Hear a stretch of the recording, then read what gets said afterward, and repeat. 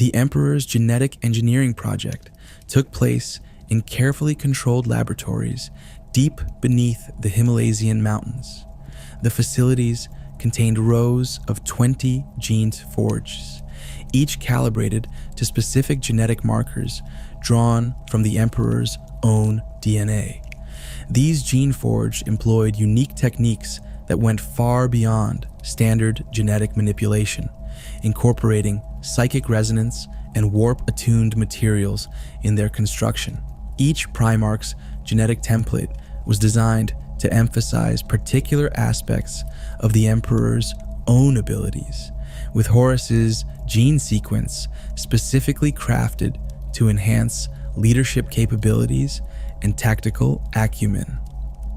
The security protocols around the Primarch project included multiple layers of psychic wards and physical barriers. Gene Wrights worked in isolated cells, never seeing the full scope of their work. The Emperor personally oversaw critical stages of development, particularly during the implementation of higher cognitive functions. Horus's gene sequence received special attention. Multiple historical sources indicate the Emperor spent more time fine-tuning his genetic structure than any other Primarchs. The Chaos God's intervention occurred through a carefully orchestrated breach of the facility's psychic defenses. They exploited a moment of vulnerability when the Emperor's attention was diverted by a significant warp disturbance, potentially one they had manufactured. The physical dispersal of the Primarch pods employed warp technology far beyond anything the Imperium has since encountered, suggesting direct intervention by the Chaos Gods rather than mere mortal agents. The genetic markers in each Primarch pod were designed to interact with their eventual landing sites, modifying their development based on environmental factors. Horus's pod landed on Thonia, a planet that had already been colonized during humanity's first expansion into space. The world's culture centered around gang warfare between massive mining clans who controlled access to the planet's dwindling mineral resources. The environment consisted of endless cityscapes built atop countless layers of previous construction, honeycombed with mining tunnels that reached toward the planet's core. Horus's early years on Chthoniya shaped his understanding of power dynamics. He rose through the gang hierarchies by combining tactical insight with an innate ability to inspire loyalty.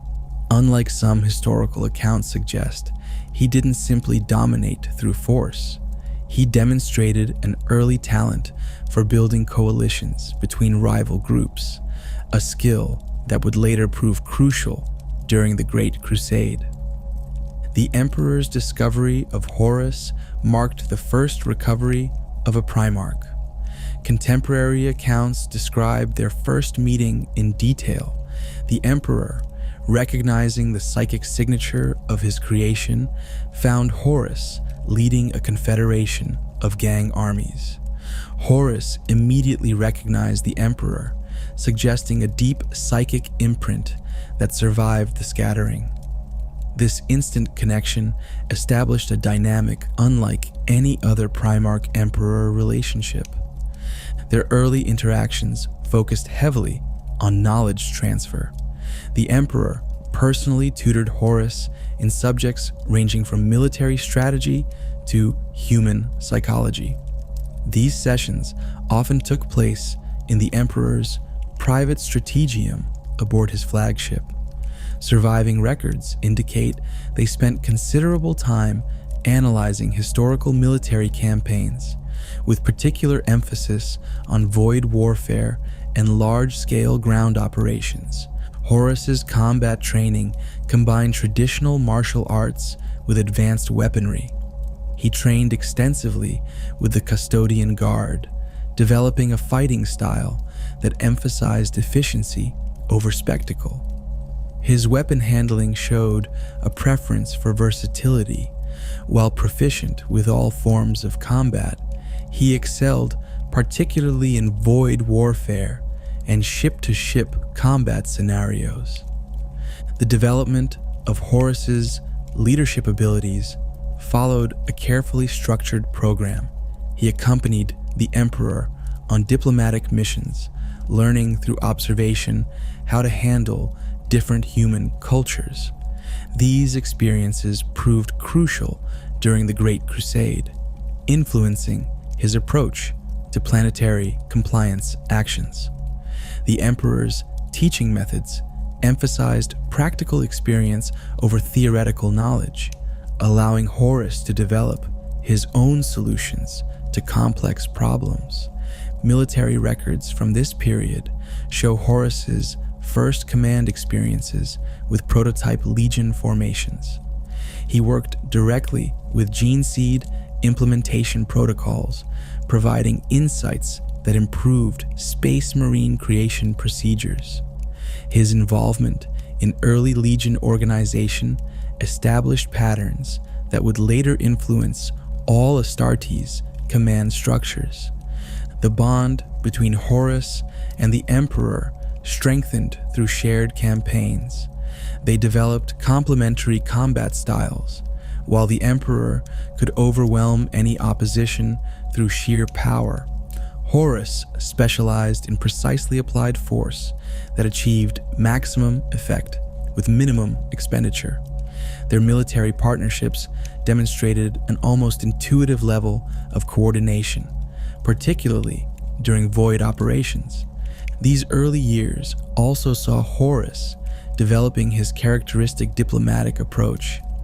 He showed an uncanny ability to read other cultures and adapt his presentation accordingly. This skill proved particularly valuable when dealing with human civilizations that had developed in isolation during the Age of Strife.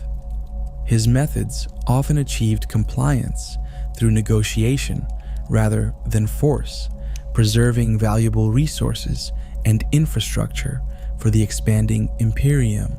The 16th Legion's formation predated Horus's discovery, drawing its initial recruits from Terra's techno-barbarian tribes. Gene seed implementation protocols showed unusually high compatibility rates, allowing rapid expansion of Legion numbers. These early Luna Wolves displayed aggressive combat tendencies and a predisposition for close-quarters warfare, traits that would later mesh perfectly with Horus's tactical preferences. Upon taking command, Horus immediately restructured the Legion's organization. He broke down the rigid command structures inherited from Unity-era protocols, introducing a more flexible system that emphasized initiative at all levels. Company commanders received unprecedented autonomy, while strict performance metrics ensured this freedom served the Legion's goals. This approach differed markedly from other Legion's more hierarchical systems. The Luna Wolves' early compliance actions on Venuth demonstrated their evolving tactical doctrine. Instead of traditional formation warfare, Horus introduced the spear tip concept, concentrated force applied to enemy command structures. During the Venuth campaign, a single Luna Wolves strike force eliminated 3 planetary defense centers in rapid succession, collapsing military resistance without widespread destruction. Combat records from this period detail the development of void warfare techniques that other legions would later adopt. The Luna Wolves perfected rapid deployment protocols using specialized boarding torpedoes, enabling precision strikes on enemy capital ships. Their void combat doctrine emphasized crippling enemy command and control capabilities over achieving total destruction. Legion culture evolved around the concept of constant competition.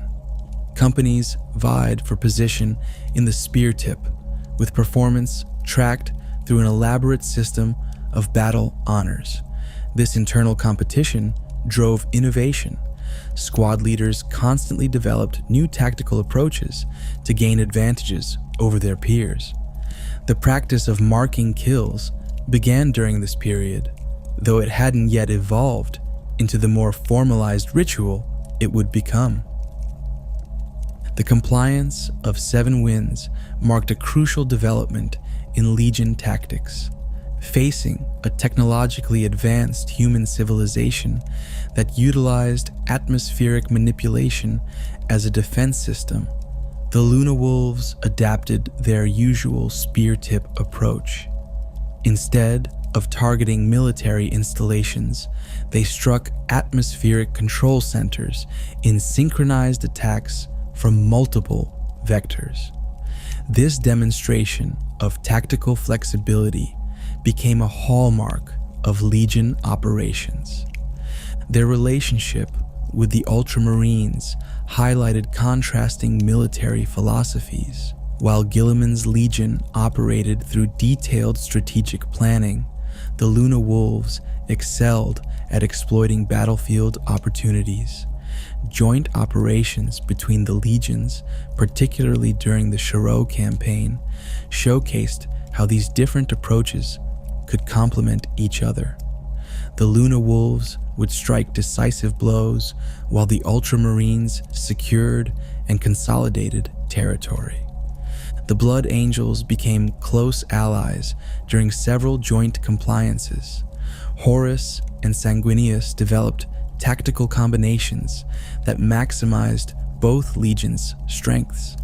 The Luna Wolves would create breakthrough points that the Blood Angels' assault units could exploit, leading to the development of the hammer and anvil tactics that would prove devastating during the Great Crusade. Combat records from the Melchior Compliance detail the Legion's growing expertise in planetary assault operations. The Luna Wolves developed techniques for simultaneous strikes against multiple strategic targets, coordinating hundreds of drop pods and assault boats with precision timing. This operation highlighted their ability to adapt standardized Imperial Army assault protocols to specific tactical situations. Integration with Imperial Army units showcased another aspect of Legion doctrine. Unlike some legions that operated independently, the Luna Wolves actively incorporated army units into their strategic planning. They developed specific protocols for army units to exploit gaps created by Astartes' strike forces, maximizing the effectiveness of both forces. The Legion's approach to compliance negotiations reflected Horus's diplomatic skills. Initial contact protocols prioritized peaceful resolution while maintaining clear military pressure. This combination proved highly effective. Numerous worlds joined the Imperium after witnessing Luna Wolves' precision strikes against military targets, followed by immediate offers of peaceful integration. The development of specialized units within the Legion accelerated during this period. The Justaran Terminator squads emerged as elite shock troops, while Reaver attack squads perfected rapid strike tactics. These units operated under direct Legion command rather than being attached to specific companies, allowing flexible deployment based on mission requirements. Their rivalry with the Word Bearers stemmed from fundamentally different approaches to compliance. While the 16th Legion focused on cultural and religious conversion, the Luna Wolves prioritized efficient military solutions. This philosophical difference led to tensions during joint operations, though Horus's diplomatic skills prevented serious conflicts. The Luna Wolves' reputation grew through their success in void combat. The Battle of unstoppable rage demonstrated their mastery of ship-to-ship warfare when they destroyed a significant orc fleet through a series of coordinated boarding actions. Rather than engaging in extended ship duels, they developed techniques for rapid capture of enemy vessels, turning the orcs' own ships against them. The Emperor's decision to appoint Horus as Warmaster emerged from practical necessity rather than mere favoritism. The growing complexity of the Great Crusade demanded centralized military command, and Horus had demonstrated superior results in joint legion operations. The official appointment ceremony took place aboard the Vengeful Spirit, with representatives from all 18 legions present.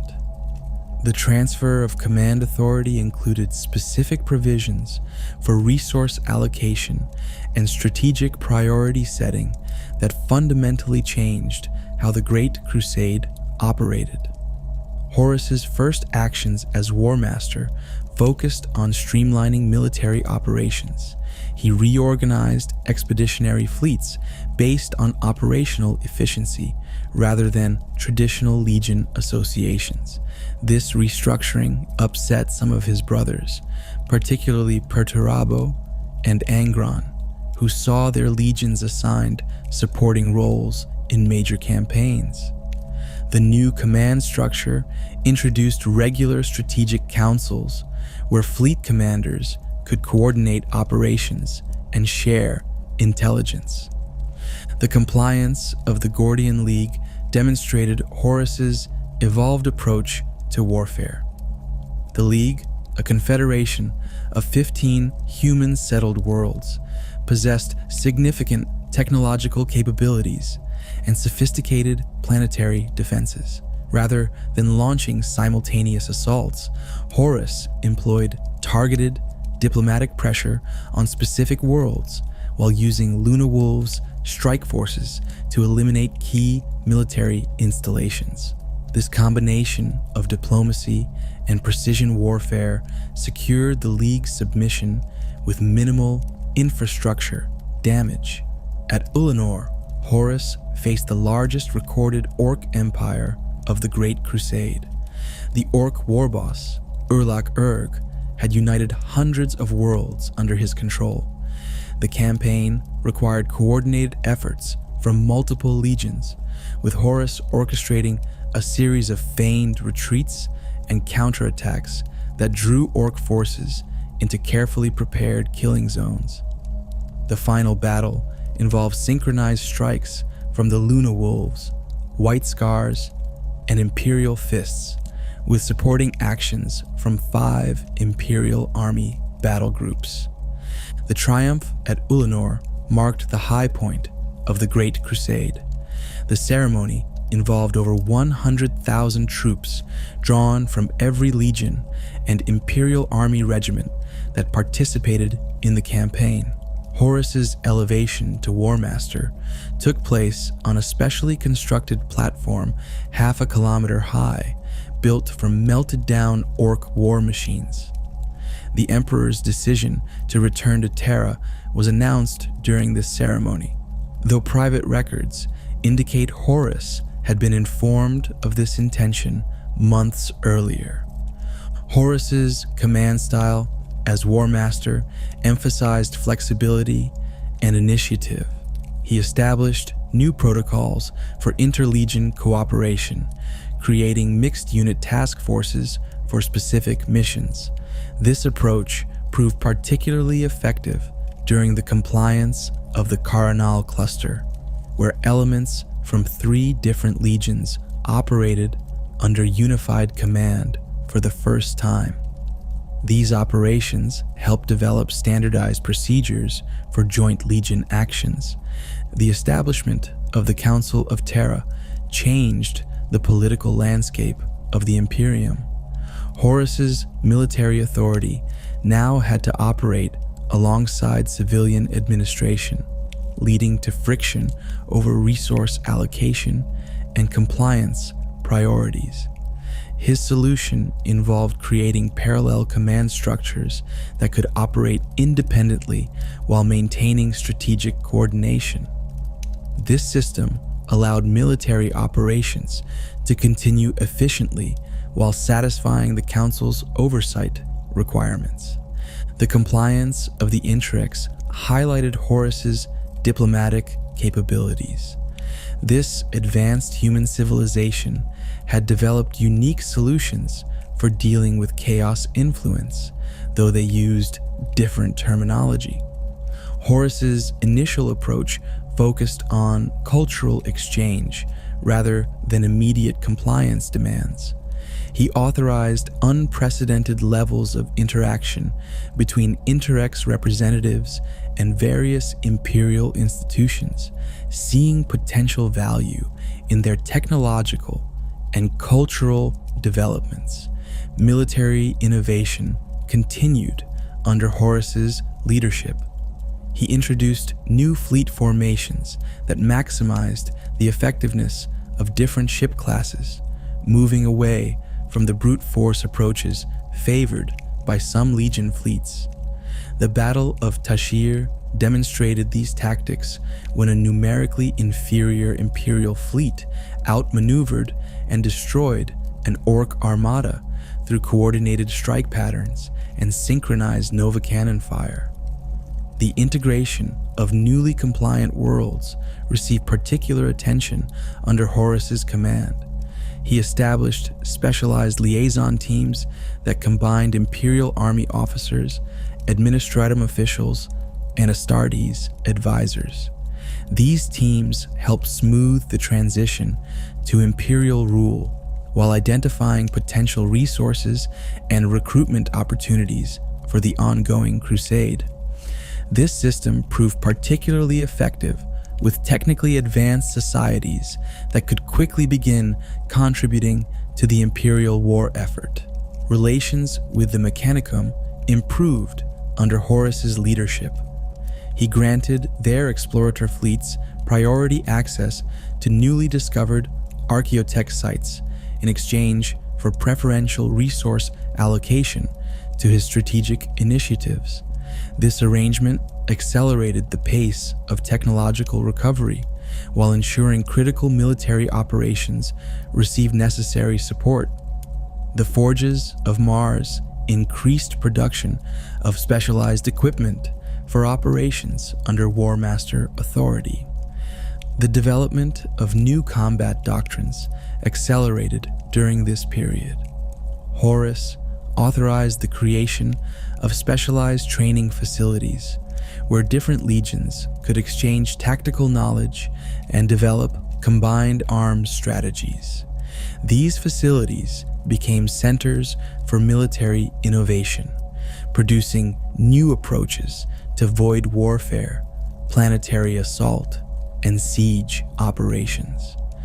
The techniques developed here would influence Imperial military doctrine for millennia.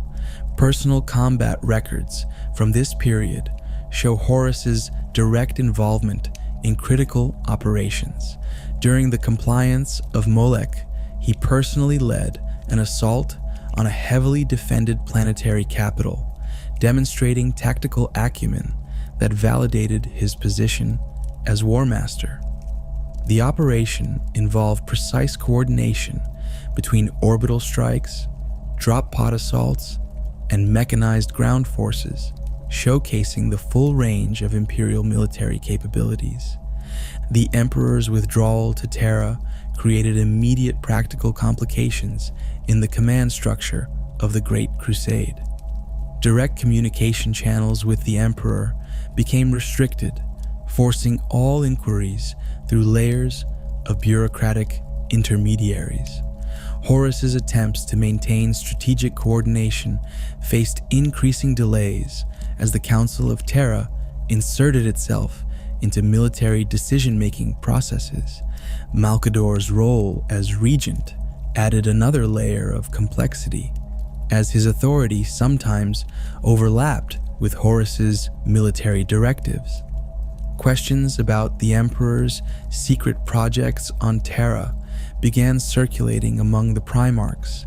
Horus received contradictory information through various channels, with some reports suggesting massive construction projects beneath the Imperial Palace.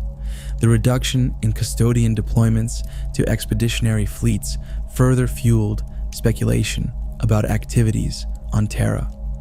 Horus's personal logs from this period show growing concern about being kept uninformed of crucial developments. Erebus's influence manifested gradually through his role as first chaplain of the Word Bearers. His initial approaches to Horus focused on shared frustrations with Council of Terra interference in military matters. During strategic planning sessions, Erebus consistently highlighted cases where civilian oversight had hampered military effectiveness. He provided Horus with intelligence reports suggesting the Council actively worked to diminish Astartes' authority in compliance operations. The administrative burden of the Warmaster position increased significantly after the Emperor's departure. Horus faced mounting demands from both military and civilian authorities, while his ability to resolve conflicts between them diminished without direct imperial authority to draw upon. The situation worsened when several frontier worlds rejected imperial authority, citing the Emperor's absence as evidence of abandoned commitments. Corpheron's influence operated more subtly through diplomatic channels. He arranged meetings between Horus and planetary governors who had experienced difficulties with the Council of Terra, building a narrative of civilian administrators undermining military authority. These encounters often featured evidence of bureaucratic interference in successful compliance operations, reinforcing Horus's growing frustrations. The Serpent Lodge first appeared during standard compliance operations on Davin.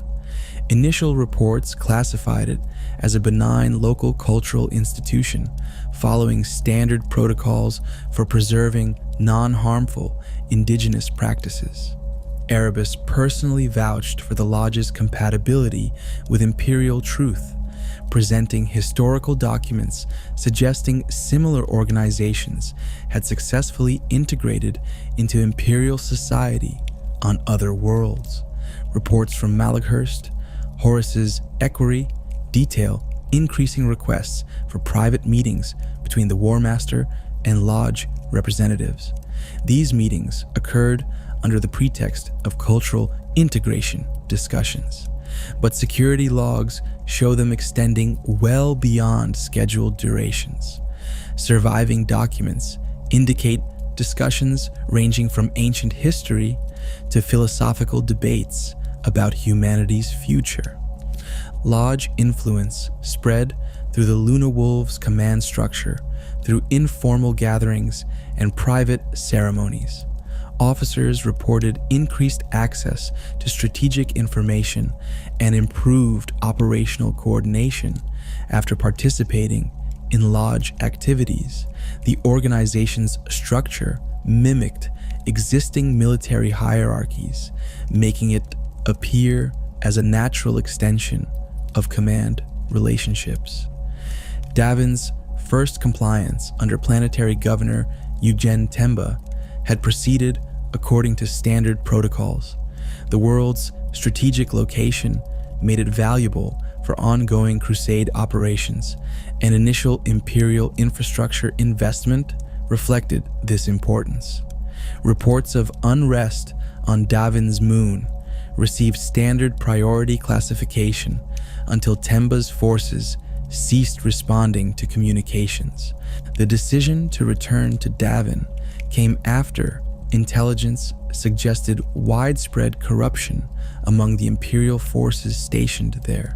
Horus's personal files indicate concern about potential damage to the Luna Wolves' reputation if their first compliance action failed. Erebus provided additional reports suggesting the situation required the Warmaster's direct intervention to prevent broader regional instability. Combat records from the initial moon landing show unusual tactical decisions by Luna Wolf's forces. Standard containment protocols for suspected contamination were modified under direct orders from the Warmaster's staff. Lodge members among the officer corps encouraged deployment patterns that placed Horus in position to personally confront Temba, contrary to established Legion doctrine regarding Primarch security. The environmental conditions on Davin's moon during the campaign deviated significantly from previous surveys. Atmospheric readings showed unprecedented fluctuations, while chronometers experienced unexplained malfunctions. Survivors described temporal distortions affecting Vox communications and targeting systems. These phenomena intensified in areas where Lodge members conducted their ceremonies. Temba's transformation exceeded known parameters for biological corruption. Combat pict captures show physical changes that defied standard medical understanding, with weapons passing harmlessly through altered flesh. The wound Horus received during the confrontation displayed similar characteristics, resisting all conventional medical treatment attempts. Analysis of weapon fragments proved inconclusive, with samples demonstrating impossible molecular structures. Security logs from the Vengeful Spirit during Horus's convalescence show irregular access patterns to the Primarch's medical chambers. Lodge members moved freely through restricted areas, while traditional command staff faced increasing restrictions. Medical servitors registered multiple system failures during critical monitoring periods, with data logs showing evidence of external tampering. Medical records from Davin's moon detail the exact nature of Horus's wound. The weapon entered at a 47-degree angle between the third and fourth right thoracic plates, penetrating primary and secondary heart chambers. Standard healing protocols failed as the wound displayed signs of active resistance to treatment. Tissue samples showed molecular destabilization spreading outward from the impact site at measurable rates. The Primarch's enhanced healing actually accelerated the corruption's spread, turning his own biological defenses against him. The Mournival's records note their opposition to the Lodge's proposed healing ritual. Abaddon specifically raised concerns about deviation from Imperial medical protocols, while Loken's personal logs detail multiple attempts to contact Terra for guidance. The decision to proceed came directly from Horus's equerry, Malakhurst, who cited the Warmaster's previous directives about Lodge authority in cultural matters. During his unconscious state, Horus experienced what surviving accounts describe as a series of historically accurate visions. He witnessed the Imperial Palace 10,000 years in the future, a rotting edifice where thousands of daily sacrifices maintained the Emperor's existence. The visions showed the Imperium devolving into a religious state that precisely contradicted everything the Great Crusade fought to build.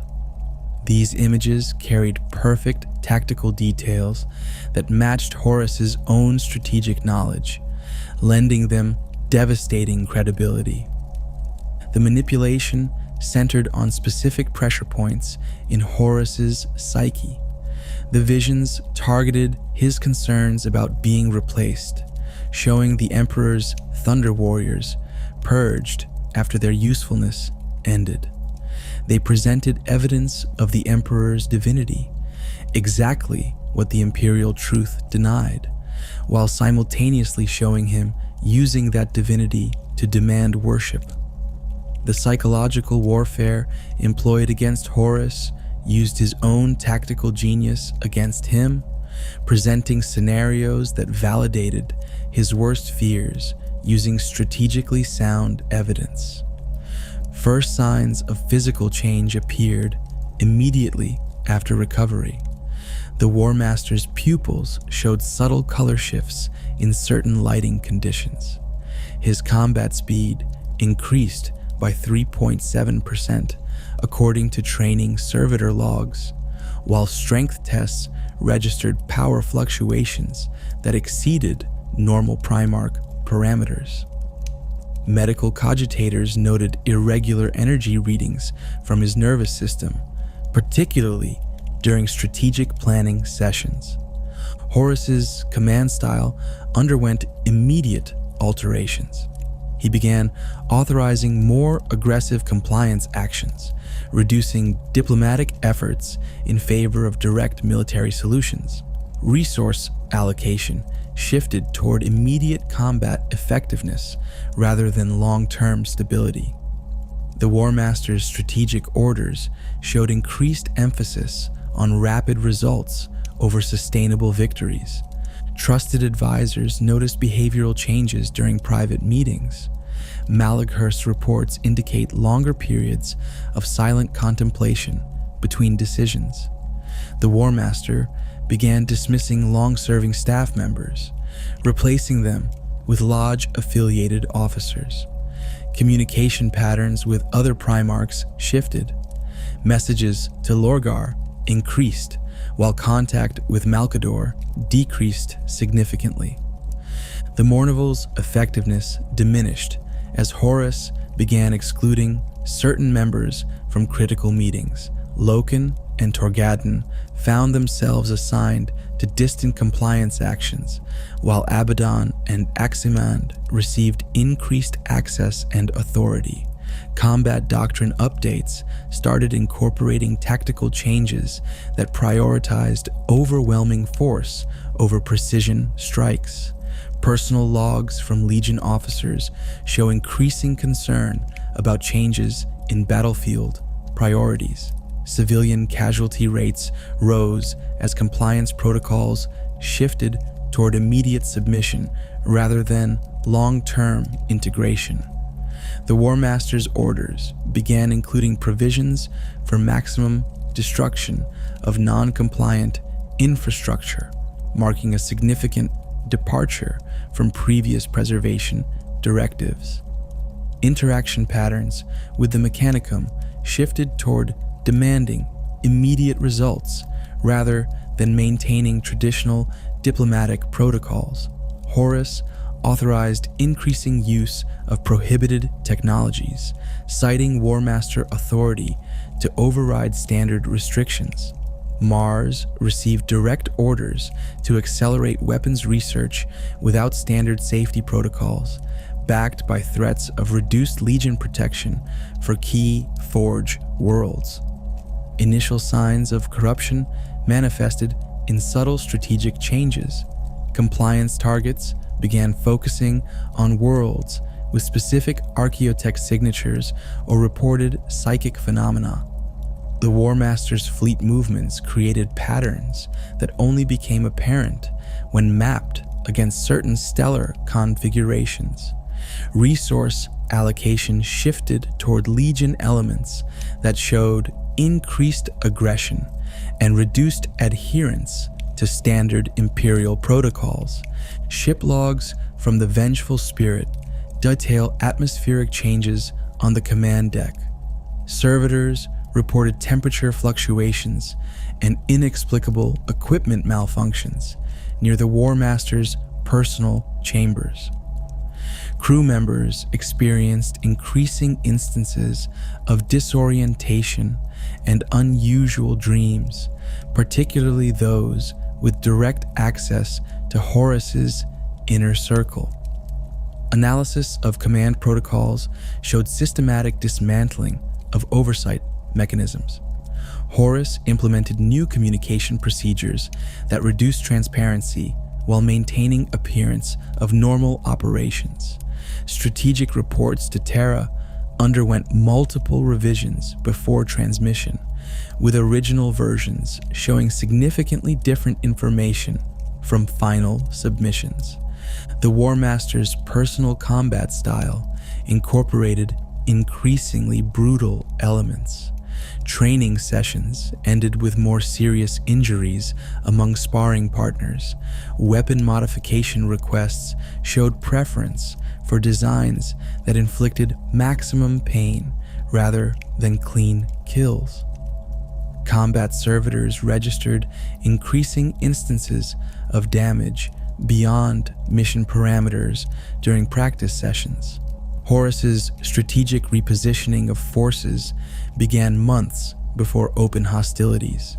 He manipulated fleet deployments through a series of seemingly routine strategic adjustments. The World Eaters received orders to suppress rebellions in the Segmentum Tempestus, while the Death Guard concentrated forces near the Barbarous sector. Each movement appeared tactically sound when viewed in isolation, yet created a larger pattern of coordinated positioning.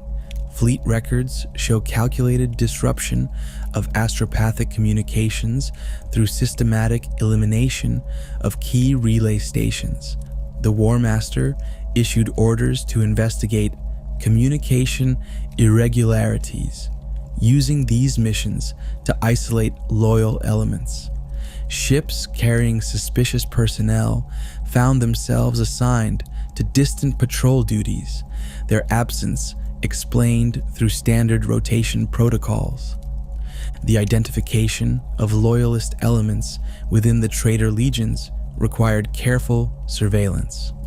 Horus established special assessment protocols, ostensibly to evaluate combat readiness. Officers with strong ties to Terra or expressed doubts about new policies found themselves assigned to specific companies. These groups received increasing scrutiny while being fed deliberate misinformation about broader Legion activities. Istvan III's selection as the betrayal site stemmed from its strategic isolation and atmospheric conditions. The planet's location allowed control of local warp routes, while its atmosphere facilitated virus bomb deployment. Preliminary bombardments targeted communication arrays and defense systems, standard procedure for compliance actions that prevented early warning signals. The virus bombing of Istvan III demonstrated precise timing in its execution. Ships maintained specific positions to create overlapping fields of fire while preventing target escape. The virus bombs themselves contained modified life eater strains, engineered for maximum speed rather than thorough tissue destruction. This modification proved crucial when the virus unexpectedly left victims alive long enough to realize their betrayal. Initial reports from the surface detailed unexpected survival rates among the Loyalist forces. The Life Eater virus's accelerated deployment reduced its effectiveness against Astartes' physiology. Loyalist elements, led by Garviel Loken and Saul Tarvitz, managed to reach environmental shelters before atmospheric ignition. Their survival forced Horus to commit ground forces, transforming a planned swift execution into a prolonged engagement. Combat records from the surface war show unprecedented levels of brutality. Brother fought brother in close-quarter battles through ruined cities.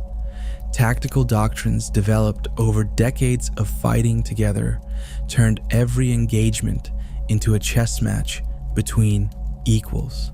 Kill rates exceeded anything recorded in Legion history, with both sides employing intimate knowledge of each other's methods.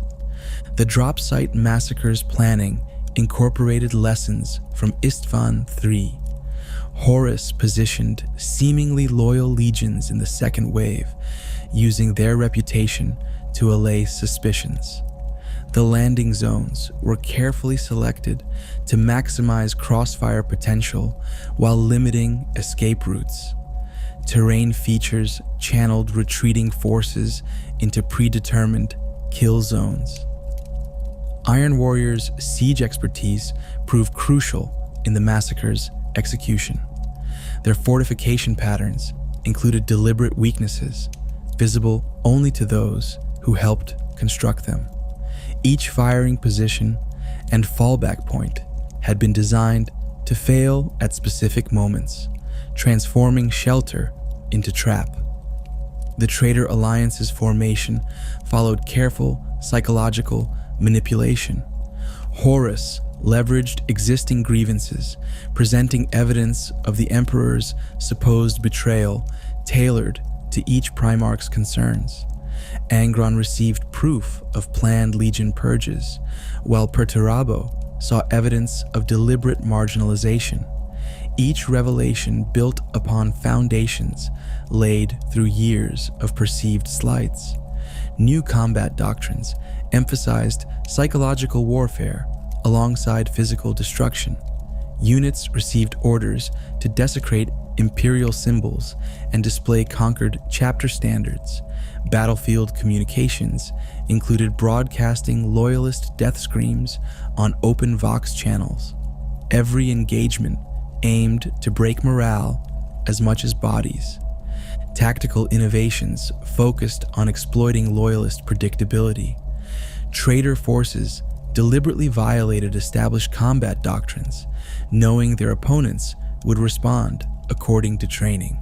Standard Imperial tactics became liability as traitors used intimate knowledge of response protocols to create ambushes. Supply chain corruption began long before open conflict. Horus inserted loyal supporters into key Mechanicum facilities, gradually altering production quotients and specifications.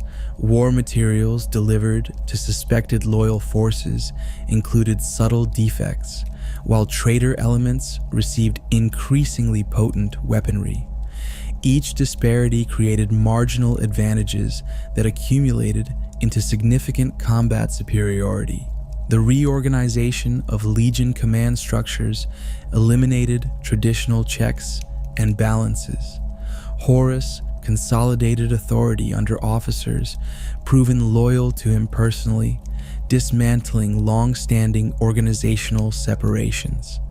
This centralization improved combat coordination while ensuring tactical decisions served overall strategic goals rather than individual Legion interests. Fleet engagements developed new void warfare protocols that emphasized maximum devastation. Ships no longer attempted to disable or capture enemy vessels. Every engagement aimed for complete destruction.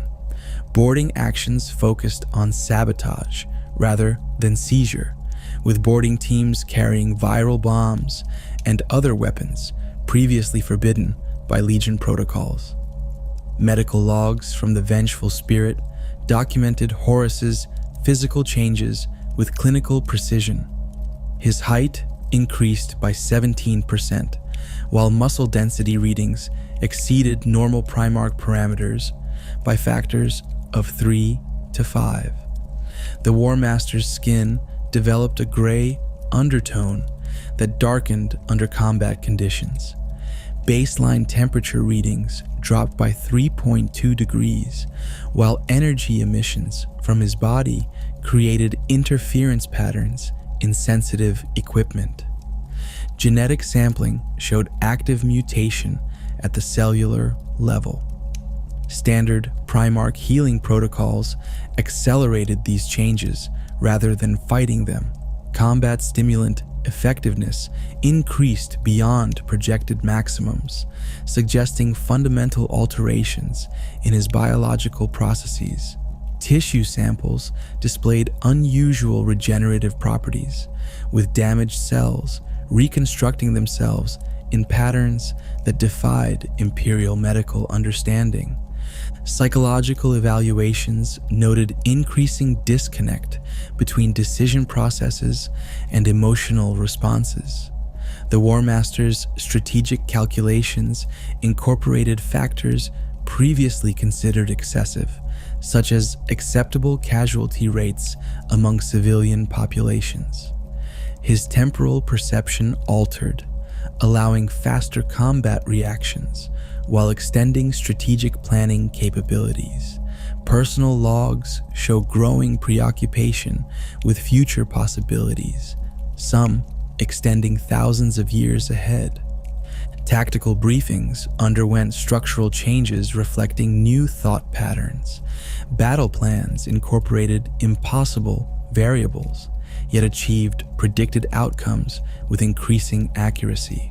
The Warmaster's strategic models began accounting for warp currents and psychic resonance in fleet movements. Traditional military logistics expanded to include factors like blood sacrifice, ratios, and symbolic positioning of forces.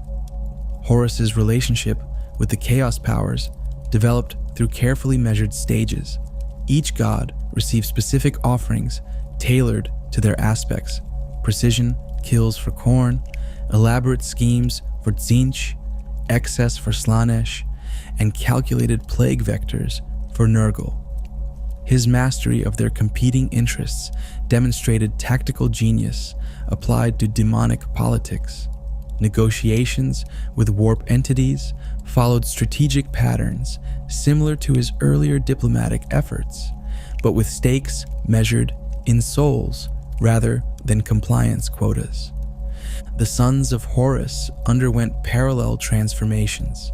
Gene seed modifications accelerated under new protocols, introducing controlled mutations that enhanced combat effectiveness. Training regimens incorporated warp-touched elements, producing warriors capable of operating in reality-compromised environments. Unit cohesion shifted from brotherhood to predatory pack dynamics. Legion armor underwent systematic modification to accommodate physical changes. Artificers incorporated forbidden symbols into existing patterns, creating hybrid designs that channeled both technological and warp energy. Equipment tolerance levels increased to handle enhanced strength profiles, while targeting systems adapted to process non-Euclidean tactical data. Combat recordings show fundamental changes in Horus's personal fighting style. His previous efficiency gave way to demonstrations of overwhelming power. Each engagement became a message, with battlefield performance engineered to break enemy morale through display of impossible abilities. Personal duels transformed into exhibitions of dominance, often leaving opponents alive long enough to witness their own defeat. Weapon modifications reflected new combat priorities. The Warmaster's armor incorporated demon-touched materials that responded to his will. His signature weapon, Worldbreaker, developed properties that violated known physics. Strike patterns began incorporating symbolic elements, creating resonance patterns that extended damage beyond physical impact. Leadership dynamics within the Legion shifted towards direct domination. The Mournival's advisory role disappeared as Horus established direct mental links with key commanders. Command protocols began incorporating sorcerous elements alongside traditional Vox communications. Battalion leaders received gifts that enhanced their abilities while binding them more tightly to the Warmaster's will. Psychological warfare techniques expanded beyond conventional methods. The Warmaster's presence began generating fear responses even in Astartes conditioned against such reactions. Strategic broadcasts incorporated subliminal elements that triggered physiological responses in exposed populations. Enemy commanders reported impossible visions during engagements, disrupting command capabilities through supernaturally induced doubt. Tactical precognition developed beyond strategic calculation into direct future manipulation. Battle plans incorporated temporal factors only the Warmaster could perceive. Fleet movements followed patterns that optimized both real space effectiveness and warp resonance. Each victory fed back into this system, increasing both tactical accuracy and reality distortion. The Warmaster's physical presence began affecting reality around him. Environment systems registered atmospheric changes in his vicinity. Non-augmented humans experienced memory distortions after direct interactions. Mechanical systems demonstrated unusual failure patterns when exposed to his unshielded presence for extended periods.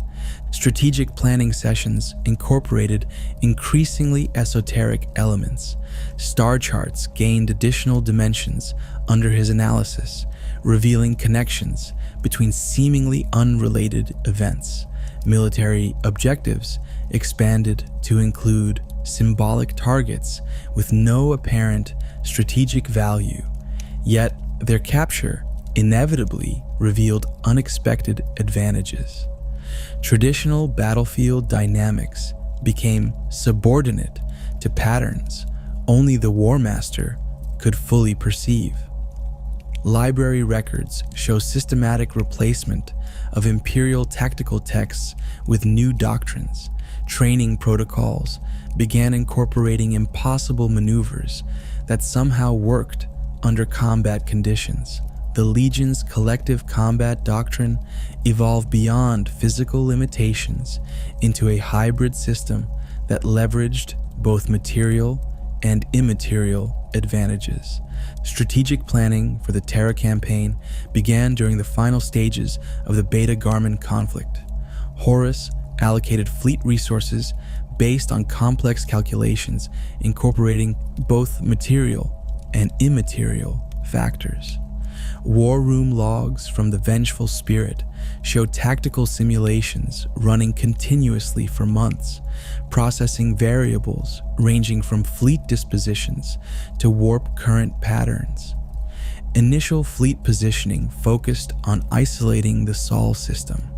Traitor forces secured key nav points along major warp routes, establishing forward bases to support the coming assault. Each position served multiple strategic purposes, restricting loyalist movement while providing repair and resupply points for traitor vessels. These installations incorporated both physical defenses and reality warping technologies developed through Mechanicum collaboration. The Beta Garmin campaign served as testing ground for new assault protocols. Traitor forces deployed experimental weaponry that combined conventional firepower with warp-based effects. Planetary defense networks fell to hybrid attacks that overwhelmed both material and psychic shields.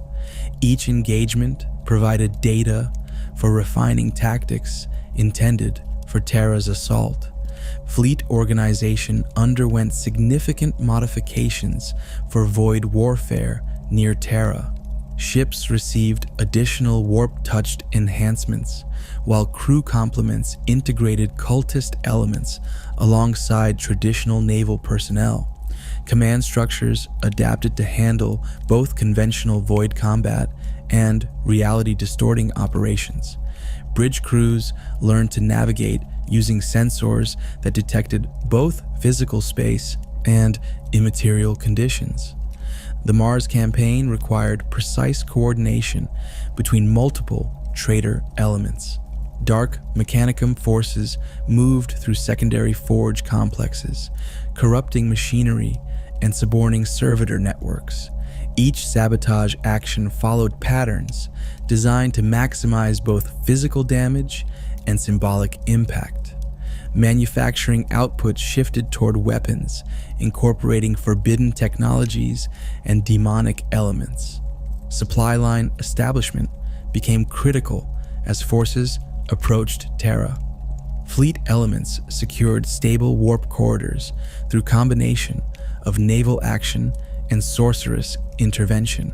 Each supply route incorporated redundancies at both physical and immaterial levels.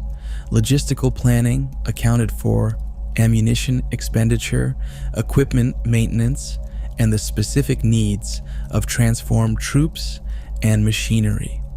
Solar navigation presented unique challenges requiring new tactical approaches.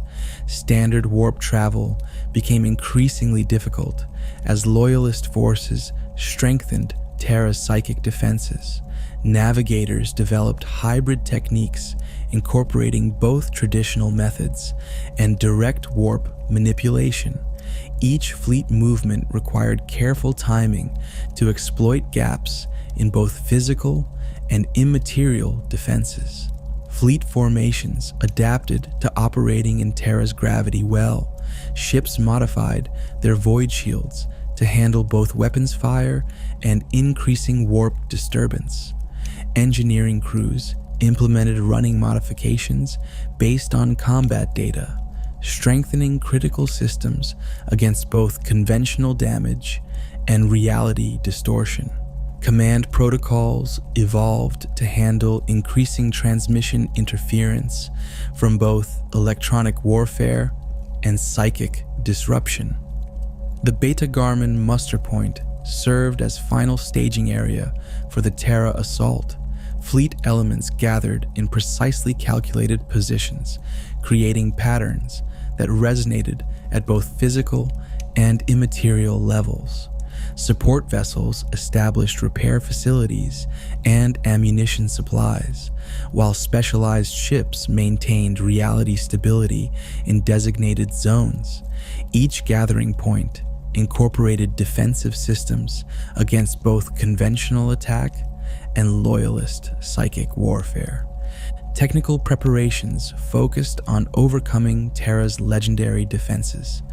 Engineering teams developed specialized breaching equipment incorporating both physical and warp-based technologies.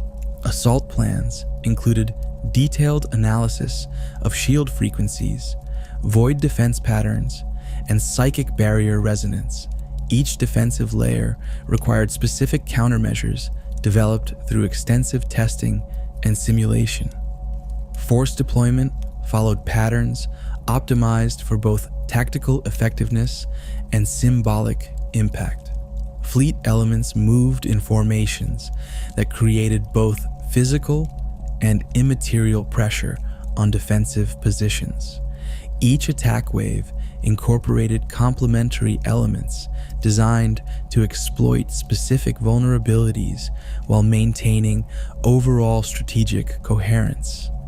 Command and control systems adapted to handle increasing complexity as conventional warfare merged with warp-influenced operations. The final approach incorporated lessons learned from previous engagements. Ships moved through carefully plotted courses that minimized exposure to defensive fire while maximizing impact on critical targets. Fleet elements maintained precise spacing to create overlapping fields of fire and defense. Each formation adjusted continuously based on real-time combat data and warp condition readings.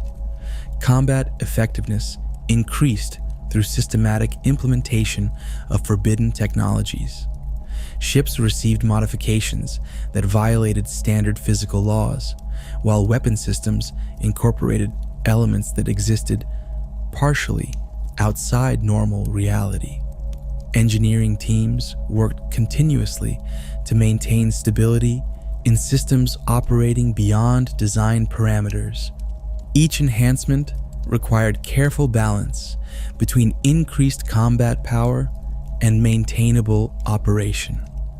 Communication networks underwent extensive modification to handle combat conditions near Terra. Standard Vox systems received supplements allowing transmission through reality-compromised space. Command and control relied on redundant systems operating on multiple levels of existence. Each message incorporated both conventional data and symbolic elements, ensuring accurate transmission under extreme conditions. The transition from void warfare to planetary siege demanded rapid restructuring of command hierarchies. Horus established a multi-tiered control system from his command center aboard the Vengeful Spirit, with dedicated channels to each Primarch overseeing specific theater operations. Perturabo received primary oversight of siege works and fortification breaching, while Angron's World Eaters spearheaded major assault actions. Mortarion coordinated plague warfare and attrition operations, deploying Death Guard elements to systematically wear down defender stamina. Each command node maintained both conventional and sorceress communication links, allowing real-time strategic adjustment as battle conditions evolved. The deployment of Titan legions required particularly careful management. Dark Mechanicum elements provided technical support for corrupted god machines, while specialized command protocols handled the increasingly unstable machine spirits.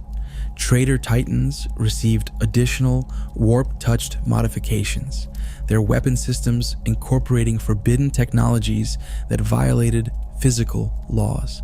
The psychological impact of these transformed war machines proved as valuable as their military effectiveness, with their mere presence causing morale deterioration among loyal defenders. Horus's tactical decisions reflected both conventional military logic and deeper symbolic significance. Each major assault targeted locations of both strategic and metaphysical importance, weakening both Terra's physical defenses and its underlying reality structure. The positioning of Sons of Horus elements maximized both combat effectiveness and symbolic resonance, with key units placed to exploit specific vulnerabilities in loyalist defensive patterns. Support formations maintained precise spacing to create overlapping fields of both material and immaterial pressure. The presence of demon primarchs added extra complexity to command arrangements. Fulgrim's Emperor's Children required careful handling, their increasingly esoteric combat practices demanding specialized coordination protocols. Angron's Berserker Rages necessitated precise timing and positioning to maximize effectiveness while minimizing friendly fire incidents. Each transformed Primarch brought unique capabilities that required integration into overall battle plans while accounting for their increasingly alien nature. Personal intervention by the Warmaster carried tremendous strategic weight.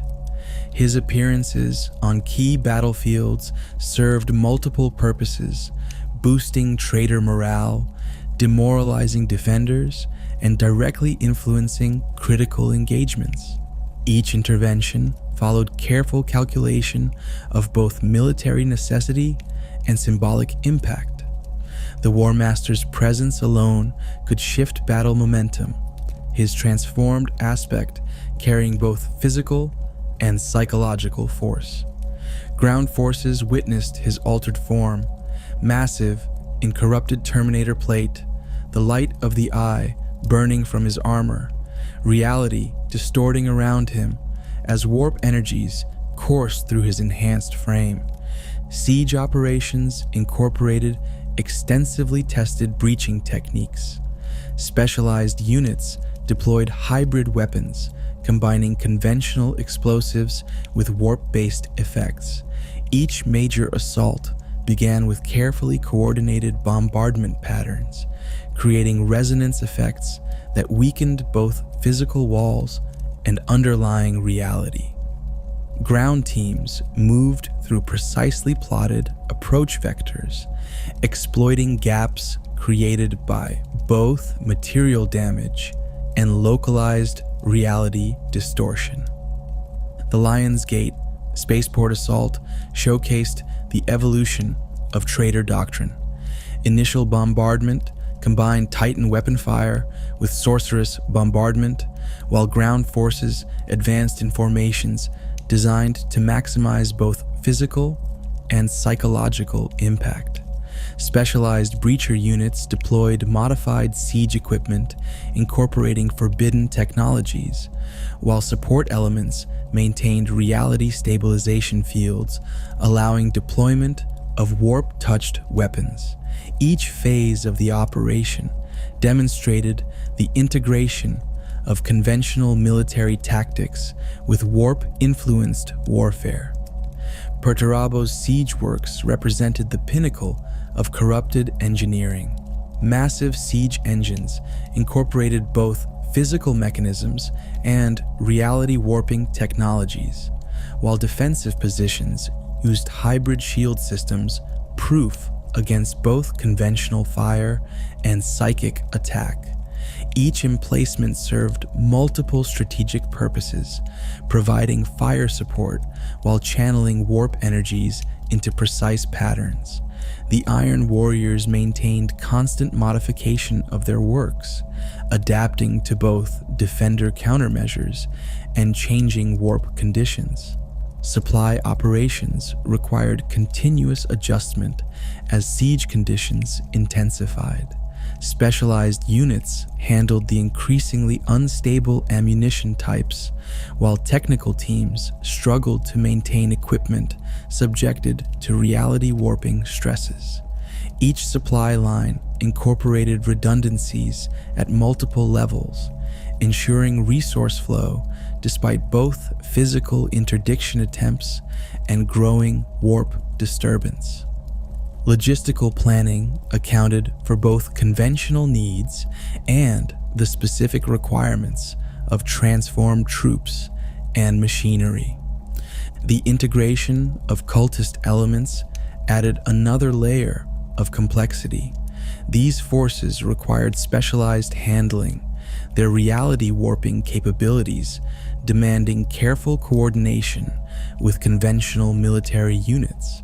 Each cult group brought unique capabilities that required specific command and control arrangements.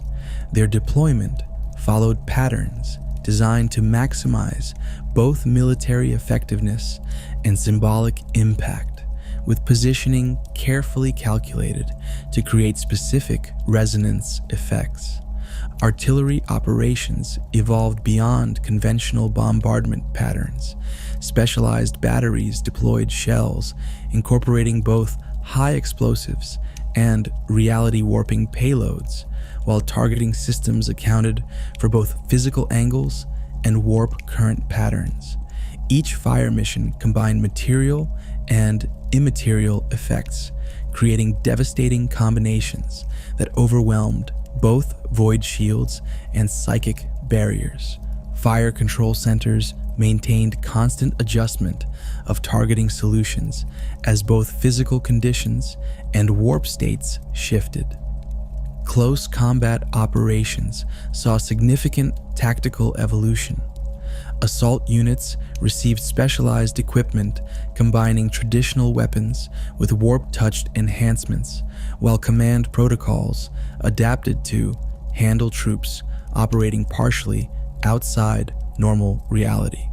Each attack wave incorporated elements designed to exploit specific vulnerabilities while maintaining overall strategic coherence. Unit leaders learned to coordinate forces moving through both physical space and reality-compromised zones. The deployment of specialized armor units showcased the extent of technological corruption. Tanks and other heavy vehicles received modifications that violated basic physical laws, while weapon systems incorporated elements that existed partially in the warp. Each vehicle squadron maintained precise formation spacing to create overlapping fields of both conventional fire and reality distortion. Crew training expanded to handle both traditional vehicle operation and the management of warp-touched systems. The breach of Terra's void shields marked the siege's culminating phase. Combined fire from multiple Titan legions created resonance patterns that stressed shield generators beyond design limits. Dark Mechanicum technical teams had identified specific frequencies that, when hit with sufficient concentrated fire, could cause cascade failures in the ancient defense systems. The void shield collapse rippled across the Imperial Palace in waves of crackling energy, its disruption visible from orbit as sheets of electromagnetic discharge illuminated the atmosphere. Horus's final assault commenced immediately upon shield failure. Sons of Horus elite units led the spearhead, their corrupted Terminator armor incorporating modifications that pushed the limits of both material science and warp manipulation. Each squad moved with precision born from months of siege warfare, exploiting breaches with ruthless efficiency. Supporting elements maintained precise spacing to maximize both physical firepower and reality warping effects. The palace's inner sanctum became their primary objective, with all other engagements relegated to secondary priority. The vengeful spirit's teleportarium activated moments after confirmation of shield breach. Specialized tech priests had modified the system far beyond its original specifications, incorporating forbidden technologies that allowed accurate transportation through reality-compromised space. The process itself exhibited signs of corruption. Crackling fields of dark energy surrounded each transmission, while reality distorted visibly around materialization points. Each teleport signature carried traces of warp interference, creating distinct patterns detectable by both conventional sensors and psychic observation.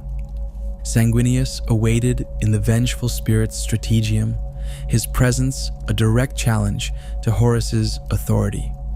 The Blood Angels, Primarch, stood resolute, his wings spread wide, the blade in carmine ready in his hands.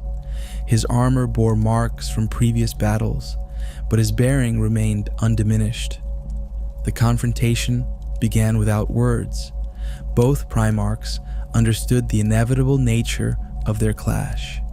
Their combat incorporated both physical prowess and metaphysical force, each blow carrying the weight of divergent destinies. The duel's violence transcended conventional combat.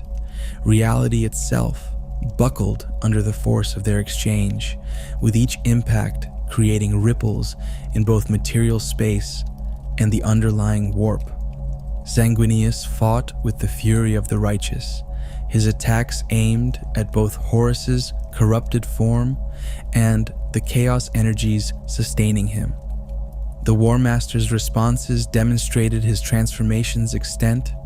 His movements violated physical laws, while his strikes carried force beyond mere kinetic impact. The Blood Angels, Primarch's death, came despite his legendary skill. Horus's enhanced form proved too powerful, his corruption granted abilities overwhelming even Sanguinius's superhuman capabilities. The killing blow combined physical force with reality warping effects, simultaneously breaking the angel's body and sundering his immortal essence. His fall created psychic shockwaves felt by Blood Angels throughout the system, triggering the first manifestation of what would become known as the Black Rage. The Emperor's arrival shifted the Strategium's entire reality structure. His presence alone forced a degree of stability onto the chaos-warped chamber, while golden light pushed back the warp energies saturating the space. The Master of Mankind appeared both as a physical entity and as a focal point of immense psychic force, his power manifesting simultaneously on multiple levels of existence. His armor incorporated technologies from the dark age of mankind, while his sword burned with energies that denied chaos itself. The final confrontation began with an exchange of both physical and psychic force. Each movement carried layers of meaning beyond mere combat, while reality itself responded to their clash. The Emperor fought with techniques developed during the Age of Strife, combining material combat with masterful psychic warfare. Horus countered with abilities granted by 4 chaos gods, his every action enhanced by warp energies that threatened to unmake reality itself. Their battle transcended conventional understanding of combat. Physical blows carried force capable of sundering battleships, while psychic exchanges created ripples in the warp visible from light years away. The Strategium's structure barely contained their conflict, its walls straining under forces that threatened to breach multiple dimensions. Each moment of their clash rewrote local physics, while space-time itself buckled under the weight of their confrontation. Horus's enhanced form demonstrated the full extent of chaos corruption. His armor had fused with his transformed flesh, while warp energies coursed visible through his form. Each movement left reality warp trails in the air, while his very presence caused technological systems to malfunction. The light of the eye burned from his form with increased intensity, its radiance carrying messages of madness to all who witnessed it. The Emperor's final attack came at terrible cost. His psychic assault burned through Horus's chaos-granted protections, while golden fire scoured away the corruption sustaining the Warmaster's enhanced form. The energy release created effects visible in both real space and the warp, while the backlash damaged both participants beyond conventional healing. Their final exchange lasted microseconds, but contained enough force to permanently mark the fabric of reality. Horus's death unleashed energies previously contained within his corrupted form. Chaos power sought new vectors of expression, while reality itself attempted to stabilize in the aftermath. His armor, once a masterwork of technology, had become a fusion of material and immaterial elements that continued to affect its surroundings even after his fall. The termination of his existence created ripples that influenced both immediate events and long-term future developments. The Warmaster's corpse exhibited signs of both physical and metaphysical damage. His armor had partially melted under the Emperor's final attack, while his flesh showed effects of both chaos corruption and its forceful removal. Tech priests who later examined the remains reported impossible readings from their instruments, while psychers detected lingering traces of both chaos influence and the Emperor's power. The body itself had to be contained using specialized stasis technology incorporating anti-warp measures.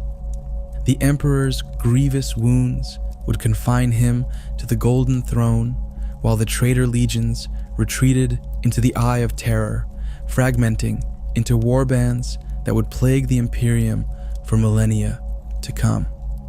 The sons of Horus, shattered by their Primarch's death and the loss of his guidance, would eventually become the Black Legion under Abaddon the despoiler. The cost of victory proved staggering. The Emperor's dream of human enlightenment lay in ruins, replaced by the grim reality of the Imperium that would endure in his absence. Horus's tale serves as the galaxy's greatest reminder of both the heights to which humanity can rise and the depths to which it can fall.